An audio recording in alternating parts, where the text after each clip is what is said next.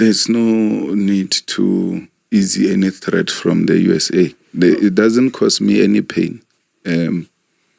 Donald Trump is not God. His term is coming to an end after 4 years. And a new president who's sober, who reads, will take over and understand what are the issues. Do away with the borders and then trade with each other and make sure that we benefit from one another. There are so many things we need from each other as a country. You know, the argument that, no, if we do a borderless Africa, those people are going to come here. We were borderless Africa at some point before we were cut into pieces. Mm-hmm. But those people remained in their countries. They never came here. They say people come here because we are rich. They will want the richness of South Africa. Gauteng compared to Limpopo is very rich.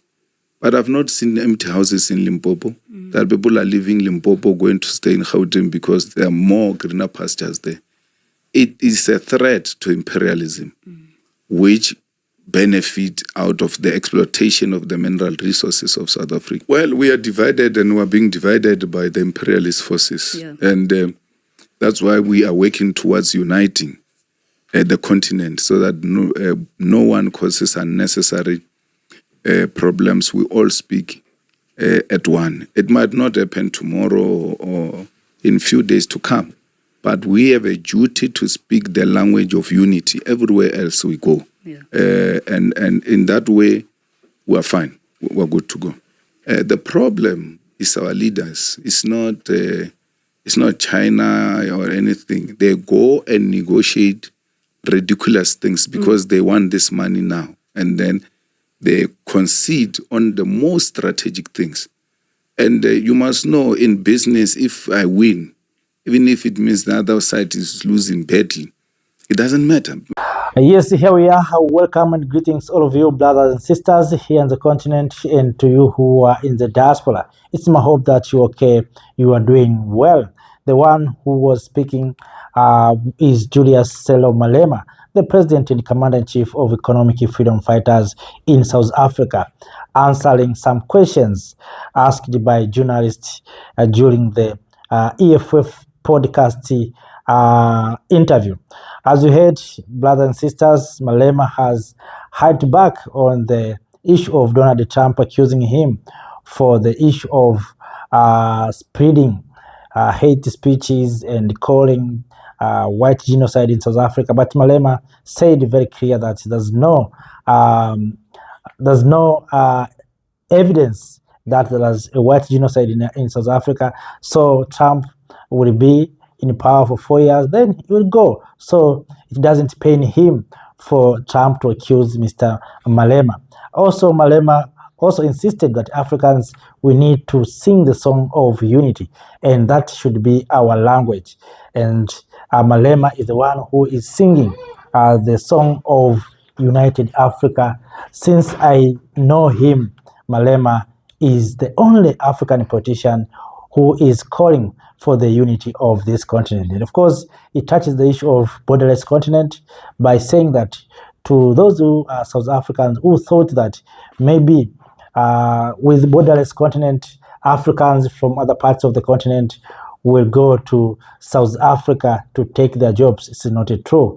Africans will remain in their homeland. They will come to South Africa, maybe to seek opportunities, then they'll go back to their homeland. That's what Malema has said. Also, Malema spoke on the issue of leadership.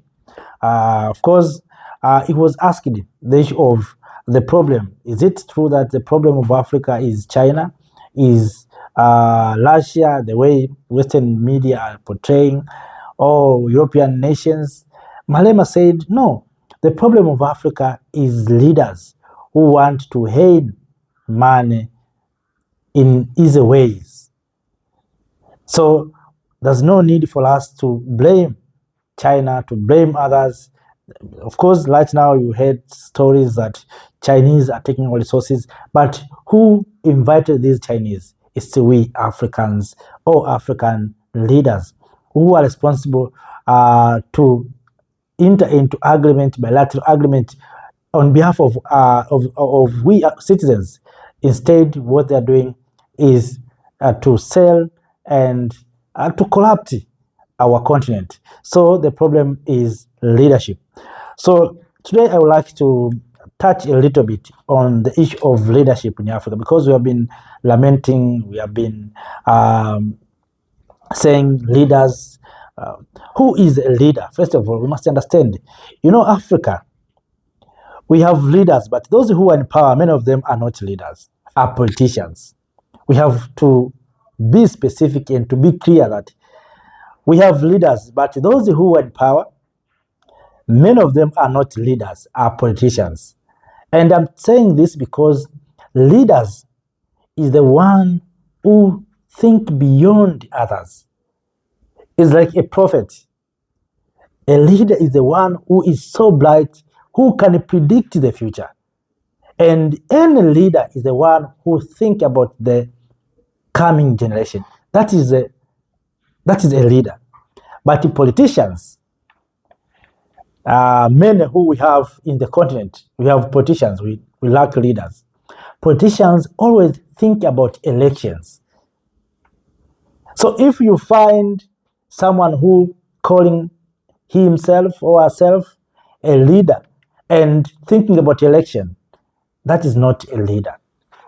That is a politician. So we fail in Africa because of politicians. We thought that people who are speaking nice or good English or good French or good Western languages are a leader. But those are not leaders. Those are politicians. They know how to arrange good words. They know how to create good and attractive paragraphs and speeches. Those are politicians. Leaders are the ones who think about the coming generation, the one who think about the future, who can predict the future. That is the leader. And the thing that we lack right now, as we heard from Malema, we lamenting about the Chinese. Chinese are taking our resources, Chinese are doing that and that. But who invited these Chinese? It's we Africans. Through politicians, we invited politicians by saying these are investors. You see, these are investors. Come, you are welcome. There's minerals here. You see, come and invest here. When these people are taking those resources, yet we turn out and turn around and say, these Chinese are exploiting. And the same people who sold our resources are the ones who are also being part of lamentation. But if you are a leader, we see what's happening in Burkina Faso. What Burkina Faso said, we are no longer going to export our gold. All gold will be processed here. And we have people who can process those resources. Not just resources being processed in Africa by other people, but being processed in Africa by Africans. That's what Traoré did. You see, that is a leader. But we have politicians who, of course, our politicians who are claiming themselves as leaders, they find the place to put signature. And you find in the meeting, those who are claiming to be leaders sleeping. After a meeting, they find a place where to put signature. They didn't heed what have been spoken. But when they wake up, they sleep like this. When they wake up, where? They find a place to put a signature. They sign poor contracts, poor agreements. And because they are earning per diems, they are earning money from sometimes those trips are paying them. That's why you see these politicians are selling this continent. So the question is, can we have good leaders in the continent of Africa? Yes, it is possible. But on how? We can have good leaders if citizens are awakening. with the current situation that we have, brothers and sisters, these things that we have given, we call democracy. I love the word democracy because it is the will of majority. But the current situation that we have in Africa, with this thing that we call democracy, even a fool can be a leader, can be a president, sorry, not a leader. A fool cannot be a leader. A fool is a fool. Even a fool can be a president in Africa right now. Even a thief can be a leader. We have a lot of thieves who are stealing from us and keeping money in other places, and they're claiming they're leaders, they're presidents. We have a lot of thieves who are in offices. So in Africa right now, you can be a fool and be a president. You can be a thief and be a president. How? If you have money in Africa, if you have money, whether you are being sponsored or you are being given by someone, you can become a president in Africa. That is the Africa that we have right now. And this sort out those who are intellectual, sort out those who are powerful. You see? And that's why we are saying the only thing that Africa can do is to educate the young generation. And also, it is a difficult thing. Also, to educate these people, you need to have these systems that were put in place by those who want to control us. So it is difficult. So it needs revolutions. The only solution for Africa is revolutions. We need people who have revolutionized their minds. We need people who have a spirit of Pan-Africanism. Those can be a leader. Right now, you see, we are talking about unity, and everyone acknowledging that unity is very important. But asking, are they ready for the unity? No.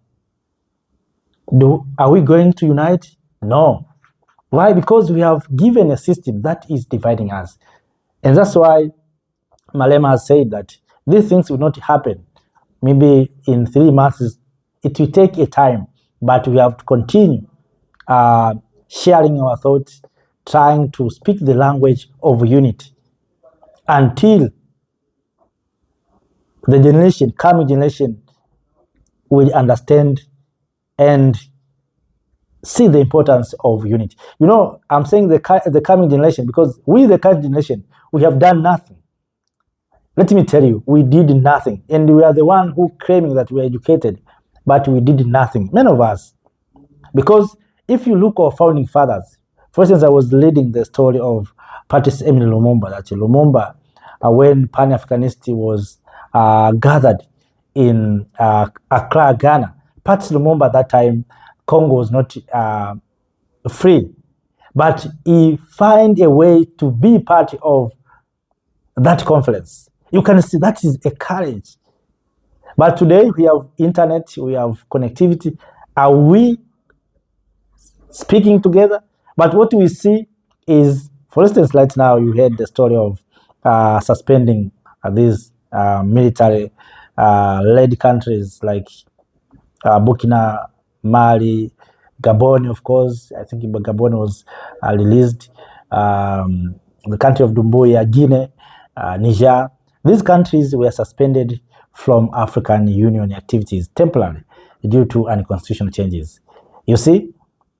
But right now we're in the era of science and technologies. We hope these leaders have to be invited in the African Union. But these leaders were suspended. But just imagine at that time, Patrice Lumumba, his country was not attained independence, but he went to Accra, Ghana, for a summit about Africa.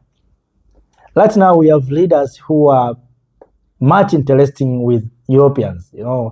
Sometimes you see our leaders When they want to enjoy, they go to Dubai. When they want to find a good sleeping, they go to Paris.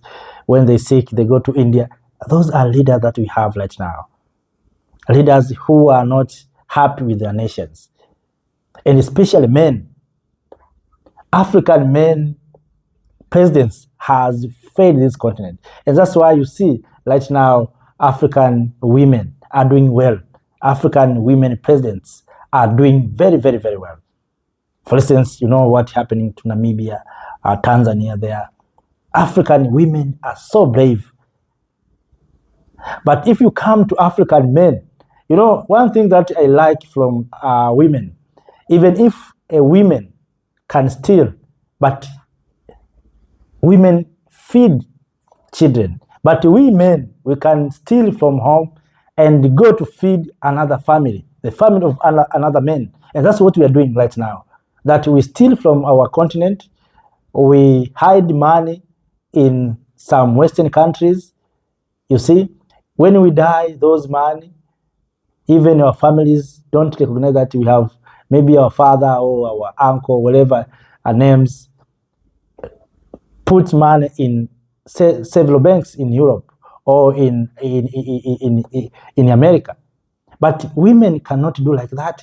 It's we men who are doing those stupid things. So we need to wake up. We need to wake up. We need to wake up. So we need to educate our people. We need to educate our people, and we need to revolutionize education system. I saw Burkina Faso has started that steps. Education in Burkina Faso is at a transformation. We see that Traoré know very well. Of course, I shared the video concerning about the issue of young children in Burkina being brought into camp to learn how to build their nation, how to be good civic, how to be good patriotic, how to build their nations. Burkina Faso has started. So we wish other African nations to do the same, to teach our children. You know, right now, if you ask Africans, what is your future? What do you see Africa maybe 2050? We cannot give exact answers. Why? Because we don't have plans. We have plans. And these plans, of course, we know that these plans are in the shelves and in the books of leaders. These plans are not to the people.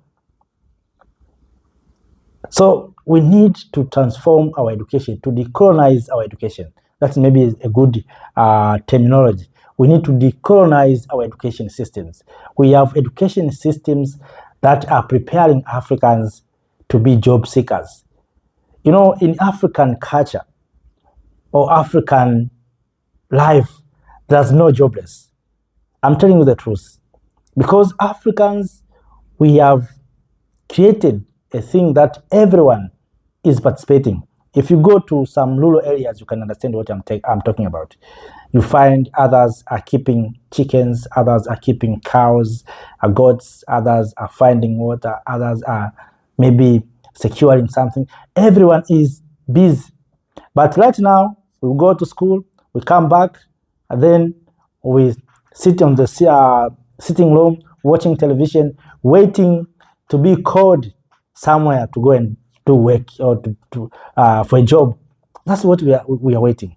Yes, technology has changed. The era is different, but there's no reason for we Africans to say we lack job opportunities. With these resources that we have, if we are manufacturing our own cars here, how many jobs we can create? If we are manufacturing our own mobiles or these smartphones, how many jobs we can create? If we can feed ourselves. You know, sometimes you want that Africa will import even water right now. We don't have drinking water, pure drinking water. In some countries, we are importing from other countries. So that's why we are saying we need to decolonize our education systems. Apart from that, brothers and sisters, then after decolonizing our education systems, we can start having people who are conscious, who are awakening, and those people can elect good leaders. And of course, it's not about election. They can change the systems. You know, it's not about election. You can elect people, but the system can elect on behalf of you. So if people want someone, they can ask the system and put someone who they want. So if we can educate people, people can be awakened, we can change the systems. The current system that we have is a system that always electing someone whom they want. And that's why you can see that Julius Malema is a good politician, is a good people, is a good Pan-Africanist, but it's difficult for Julius Malema to be a leader of South Africa. Why? Because those who controlling South Africa, they know that if Malema will come to power, they are going to lose resources. So, and that's why they are trying to do everything. Right now, Malema has found God. You remember when Ramaphosa went to White House, the whole conference or whole discussion was about Julius Malema. You see? So right now, Malema, they find the place or the way how to stop Julius Malema. That's what they're doing. And right now they have put into systems that Malema should not become a president of South Africa. Why? Because they fear Julius Malema. So not only Malema, anyone in Africa who are conscious. You see to Traoré, they have tried every way, every means to bring down Traoré until the awakening people of Burkina said, we are going to protect this young man. You see, that is the system that we have. So we need to revolutionize our education system, to decolonize our education system, so that we can get people who are conscious, who are Pan-Africanist, who can transform systems and put African systems. Right now we have inherited a Western system that are always putting people who are exploiting and working with thieves, working with exploiters. And that's why Africans, we have resources, we have gold, we have diamond, but we are still poor. We have rivers, we have water bodies, but we don't have safe and clean water. That's why.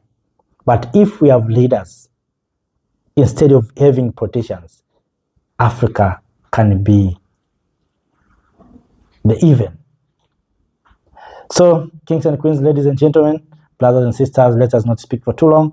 Thank you for watching. Thank you for being with me. Thank you for being part of this movement.